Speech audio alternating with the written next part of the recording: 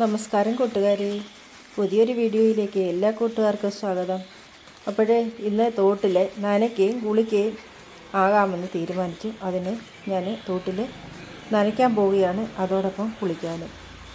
അപ്പോഴേ ആ വീഡിയോയാണ് ഇന്ന് നിങ്ങളെ ഞാൻ കാണിക്കുന്നത്. അപ്പോഴേ തോട്ടിലേക്ക് നിങ്ങളെ ഞാൻ കൂട്ടിക്കൊണ്ടു പോകുന്നു. എല്ലാവരും വായോ.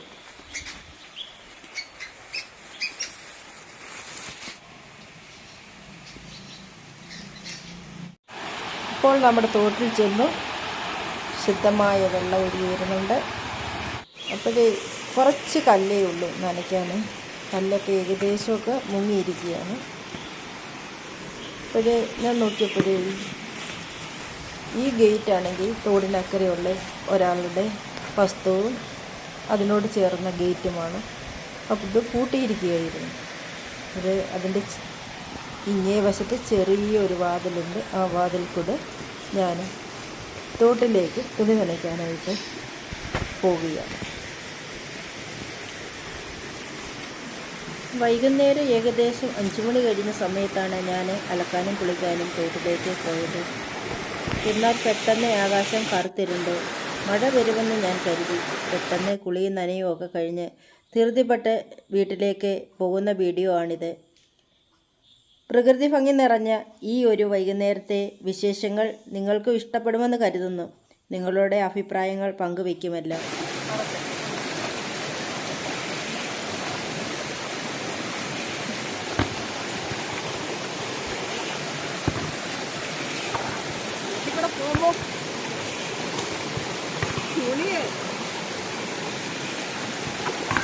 നനച്ചെടുക്കാം.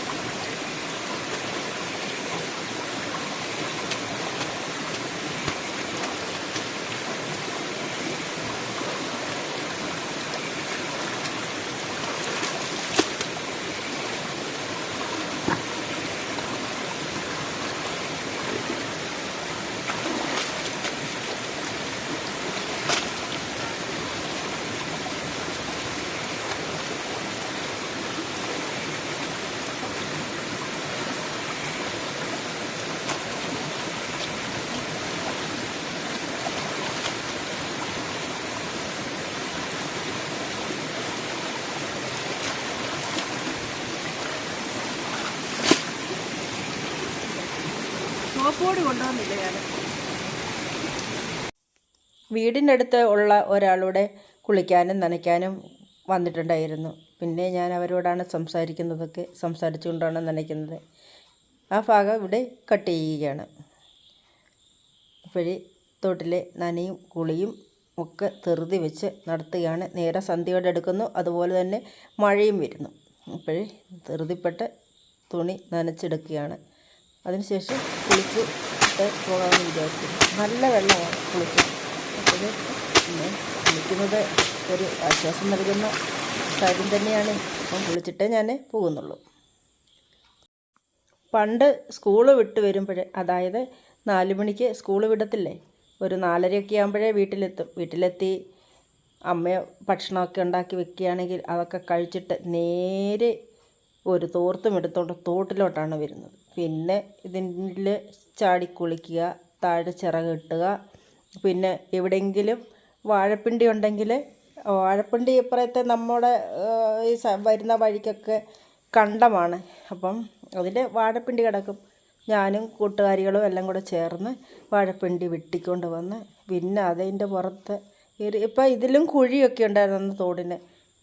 പിന്നെ ഇത്രയും നിരന്ന് എവിടെ നിരന്ന് കിട്ടുമോ കുറേ താഴോട്ട് മാറി ഞങ്ങൾ നല്ല ചിറക് കെട്ടും. വാഴപ്പിണ്ടി വെച്ചും കല്ല് വെച്ചും ഒക്കെ ചിറക് കെട്ടിയിട്ട് ഒടുവിൽ വാഴപ്പിണ്ടി വെട്ടി വാഴപ്പിണ്ടിയുടെ പുറത്തിരുന്ന് കൊണ്ട് ഞങ്ങൾ പിന്നെ സവാരി.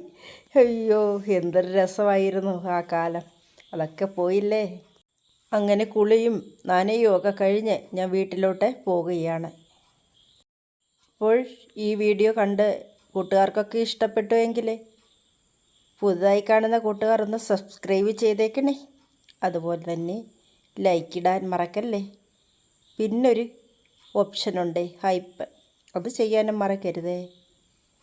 അപ്പോഴേ നിങ്ങളുടെ അഭിപ്രായങ്ങൾ എഴുതാൻ കമൻറ്റ് ബോക്സ് തയ്യാറായിരിക്കുകയാണ്. അതിൽ കമൻറ്റ് ബോക്സിൽ നിങ്ങളുടെ അഭിപ്രായങ്ങൾ ഞാൻ പ്രതീക്ഷിക്കുന്നു, കാത്തിരിക്കുന്നു. അപ്പോഴേ എൻ്റെ വീഡിയോ കണ്ട എല്ലാ കൂട്ടുകാർക്കും ഒരിക്കൽ കൂടി നന്ദി അറിയിക്കുന്നു. ഒത്തിരി സ്നേഹത്തോടെ. ബൈ. Thank you.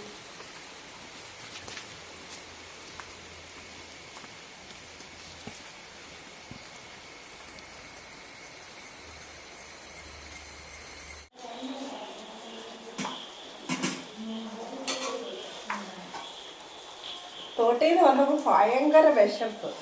അപ്പോഴേ ഇലയപ്പം ഉണ്ടാക്കി കഴിക്കുക. കുറേയേറെ ഉണ്ടാക്കി വെച്ചു, ഓരോന്ന് കഴിച്ചുകൊണ്ടിരിക്കുക.